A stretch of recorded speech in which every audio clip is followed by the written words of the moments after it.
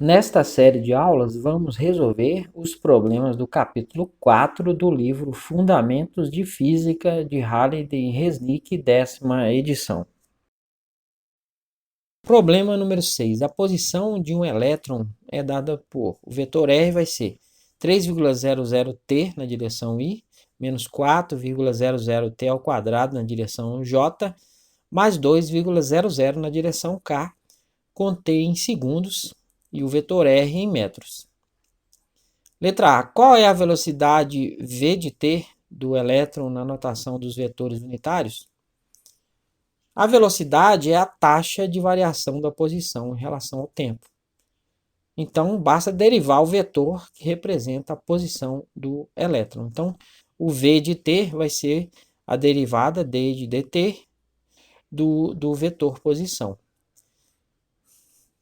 Derivando o primeiro termo aí, a derivada de 3,00t vai dar 3,00 na direção I, menos a derivada de 4,00t ao quadrado, vai ficar o 2 multiplica o 4, então fica menos 8,00t na direção J, mais a derivada de uma constante, 2,00 é zero, então fica mais 0k. Escrevendo o vetor com 3 algarismos significativos em seus componentes, que é a precisão das medidas originais, ele se torna o vetor v de t vai ser 3,00 na direção I, menos 8,00t na direção J, metros por segundo. Então, medir a distância em metros e o tempo em segundos. Quanto vale v de t no instante t igual a 2,00 segundos?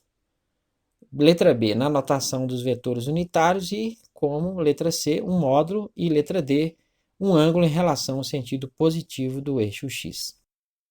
Substituindo o valor do instante na expressão da velocidade, o v de 2,00, que é o instante, vai ser 3,00 na direção I, menos 8,00 vezes 2,00, que é o instante, na direção J, metros por segundo.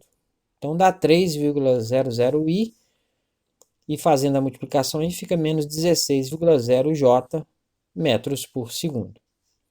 O módulo do vetor velocidade, ou velocidade escalar, nesse instante é o módulo de v, no instante 2,00, vai ser a raiz quadrada de 3,00 metros por segundo elevado ao quadrado, mais menos 16,0 metros por segundo elevado ao quadrado, que dá 9,00 metros por segundo elevado ao quadrado, mais 256 metros por segundo elevado ao quadrado, que dá a raiz quadrada de 265 metros por segundo ao quadrado.